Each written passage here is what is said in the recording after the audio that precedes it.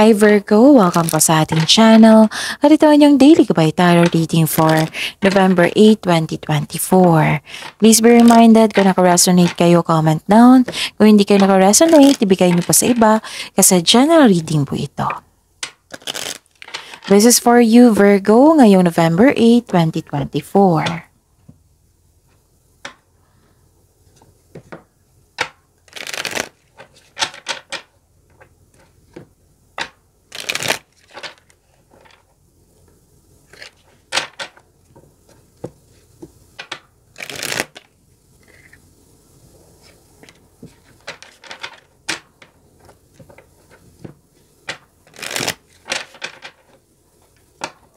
Para po ito sa inyo Virgo ngayong November 8, 2024. Maraming salamat po sa inyong patuloy na suporta at maraming salamat din po sa mga hindi nag-skip ng ads. Gamitin ang reading na ito bilang gabay lamang sa mga hindi pa nag-subscribe. Subscribe na po kayo at click bell notification para malaman nyo na may bago tayong video. Para sa mga gusto magpa-reading po, may lumabas dyan sa screen nyo ngayon. Panoorin nyo po at sundin ang instruction. Calling the attention sa mga suki ko dito na Virgo. Open na po ang inyong monthly gabay tarot reading for November 2024. May 6 months from now reading tayo at love life reading po. So message me Virgo for schedule. Maraming salamat po. Spirits Guide, mga ganap po para kay Virgo ngayong November 8, 2024. I need 3 cards po.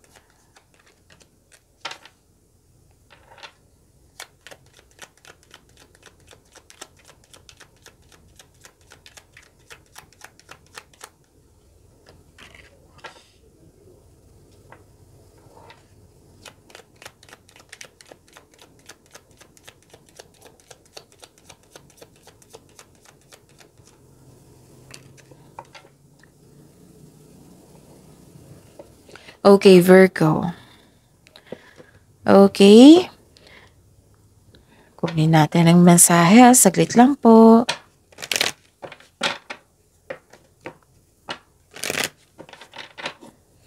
Spirits Guide, mga mensahe po para kay Virgo ngayong November 8, 2024. I need 2 cards po.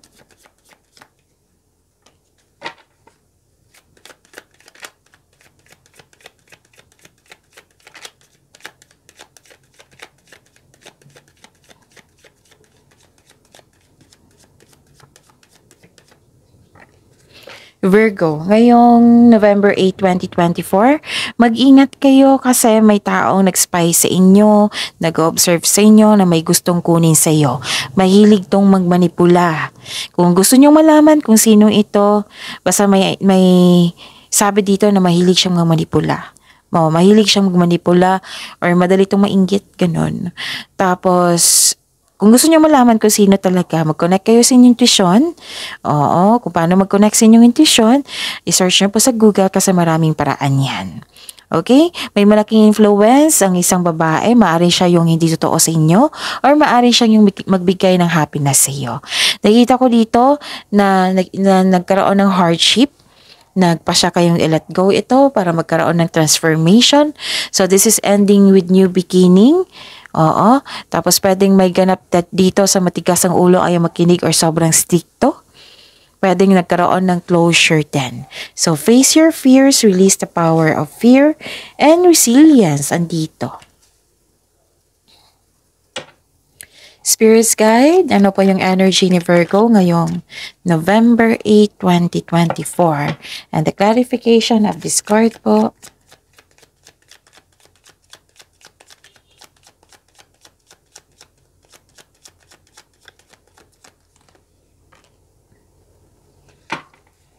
Remember Virgo, at the end of the day, alam mo na ikaw lang taong may kakayahan at responsable na gumawa ng sarili mong katotohanan at kinabukasan.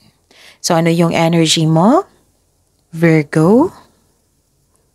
Nakita ko dito na-overwhelm ka, nagkaroon ng burden, may dinadala kang mabigat na bagay, ngunit malalampasan mo rin ito. This is only temporary, just keep on going. Huwag po daw kayo mag-say yes kung hindi naman akma sa inyong schedule, kasi baka makaranas ka ng burnout kayo sa dami ng gawain. Tapos, lumabas din siya dito eh. Yung exhausted ka, yung nagkaroon ng hardship, diba? Pero nagpasya ka nitong i-let go ito para magkaroon ng transformation. So, dalawang card na nagsabi niyan ha. Nakikita ko rin dito na this is love messages. May sweetness, gentleness, nagkaroon ng time for reflection, naging sensitive din, mataas sa inyong intuition. You're sharing your kindness to everyone. May matanggap kang mensahe galing sa isang unexpected sources. Pwedeng itong galing sa isang tao na mas bata pa sa'yo or ito ang inyong intuition. May gustong mag-reach out sa inyo, gusto niyang humingi ng sorry. May good news na darating po. So don't let your emotions get in the way. Spirits guide, ano po yung career and money ni Virgo ngayong November 8, 2024?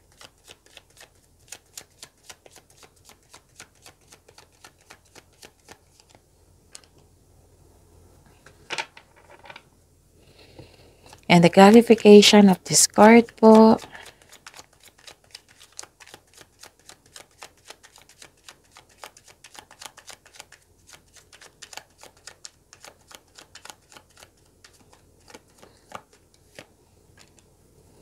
Okay, so this is your career and money. Nakikita ko dito na kung nag-aantay ka ng job opportunity or contract, there may be delays and frustration.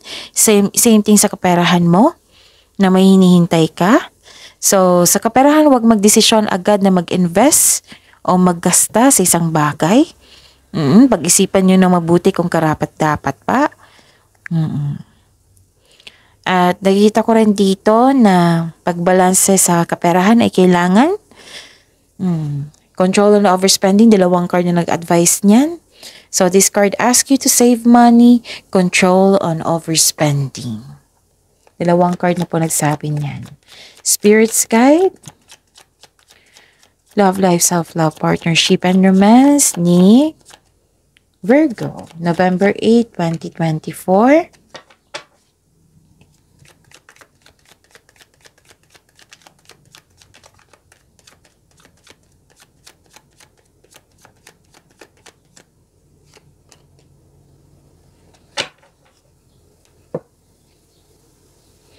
Maraming salamat po sa patuloy na tiwala at suporta sa ating channel. At maraming salamat din po sa mga hindi nag-skip ng ads. So, you are now focused on mind healing. Lumalayo ka sa isang toxic na tao. Focus and have faith. I-release mo yung naramdaman mo na negatibo. Palitan mo ng positibo na ma-motivate ka ulit. Okay? At nakita ko rin dito na may against sa traditional dito, yung tutol sa inyong desisyon, plano, ideas. Pwede din, for example, tutol sa kasal, or pagkipagrelasyon sa isang tao. Hindi po daw kailangan na magalit. Alamin nyo muna kung bakit siya tutol. Okay? So, yun.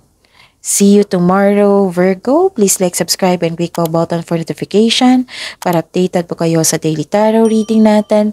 Maraming salamat po.